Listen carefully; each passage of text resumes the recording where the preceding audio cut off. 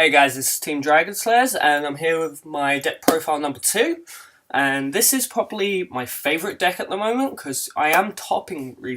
I did go to my locals this weekend, and I placed first with this. So I am feeling this deck is very good. It does generate a lot of combos, a lot of numbers, so it can actually hurt the opponent a lot.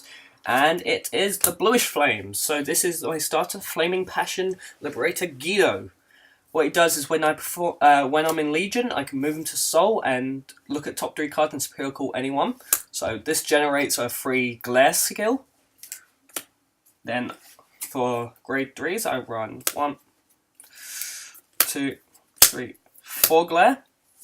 This is your main boss card of the deck. What he does is Legion with Regulation Liberator Aglavale for 20,000. Then, whenever anything is superior called to counterblast 1, give it a crit, and your opponent can. And it does the Glory skill, so your opponent cannot guard with grade 1s or greater.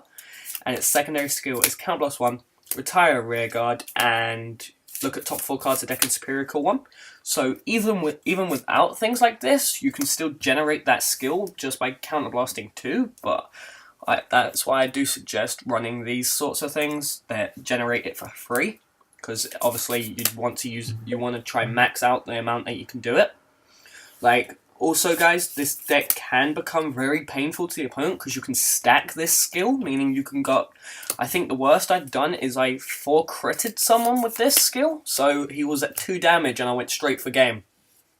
That's how deadly this deck can be, and I did win that game like that because he only had 3 cards in hand, because he thought, oh, I was at 2 damage, I can't die this turn, but I had 2 extra Bluish Flame cards in hand on top of this, so I went in for 3, but it was crit for game, and I got no trigger and a crit, so I did win that game very well. It was a fun game though. And then next I run 4 Percival. I do not run Core, because I feel that Core does actually use up counterblast just as much as this guy can. I can see Core being a lot less, but I just don't feel that Core needs to be here. Percival can just create so much more field. If you want to, you can just go turn 1 into him, Legion. Using other things in the deck, you can just spam out the field, you can search out these guys, that sort of thing. But I'm going to suggest one thing: if you do end up playing against Link Joker, just remove one of these and add in this guy. Tech in the 1 Alfred if you know you're going to be against Link Joker, because there has been times where I played it without this guy in it against Link Joker, and this deck just gets wrecked. It wrecks so hard. What it is, I did have a fun game a while back with this. What it was, I was playing against Glendios. He decided to Mega Lock majority of my field. I think I had 1 card left. I top deck this. Just completely spam open the field again. I get so many pluses. I did lose the game, but that was just bad luck on my end, I say. It was a good game though. So, if that guy is watching this, thank you. You were awesome.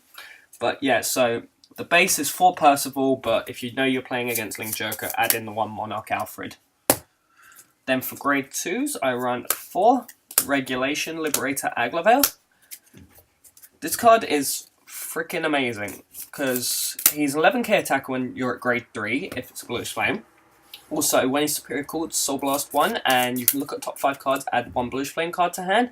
He can be a grade 3 Searcher, or he could be a skill enabler, as I like to call it. So that's actually really good. Then I ran 3 Oath Liberator Aglavale. You can run this at 4 if you put the next card down to 3. I probably would if I was you.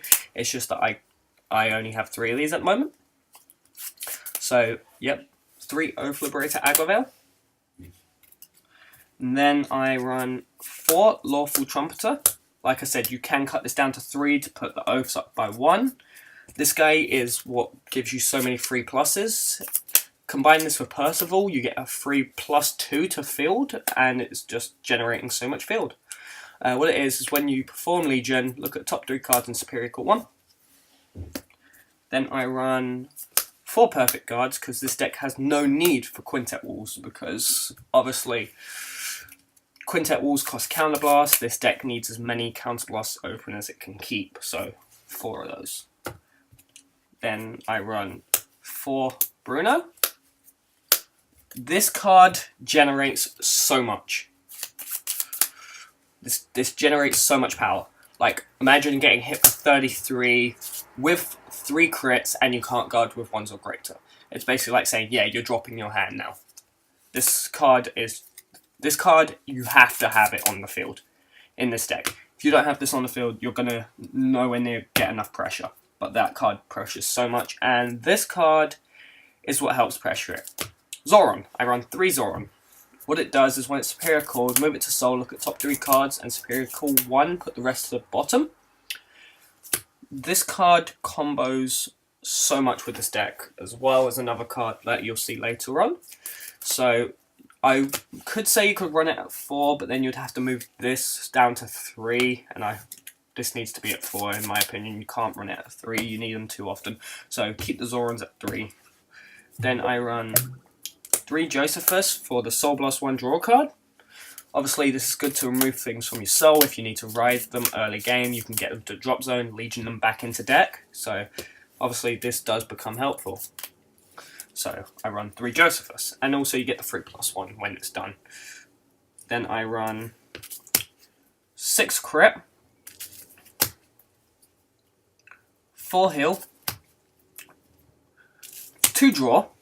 See, this is where people seem to misunderstand how I run this. Like, they always wonder why I still run the 2 draw and not just change this to 8 crit. I like the draws in there because this deck can get a bit, like, your hand can get a bit small, and these help with that still. And then the last one is 4 stand, because these stands just combo with Zoran so well. So I'm going to explain what these stands do now. Okay, so these stands is basically, they're mimics of Zoran. What it is, it's called Catch Call Liberator. When it's superior called from deck, move it to the bottom of the deck, look at the top 3, superior call 1 and shuffle. And then, but you can't superior call this guy again, so he can't stack himself. But what I have done before is, in that 3 from him, I found this guy. Then obviously used his skill. That's, with Bruno's on the field, that's an instant +6. So it can just generate numbers so easily in this deck. So I would suggest running this guy. He just combos so well in the deck. Like, this deck requires comboing. If you can't combo, you're going to lose. That's just it. You need a combo. So if you are going to run a bluish flame deck, just try and get this guy in there. You have to. It's just too good. So that is my bluish flame deck, guys. I hope you enjoyed it. Remember to comment, like, and subscribe. And thanks for watching. Hope you enjoyed it. And this is the Assassin signing out.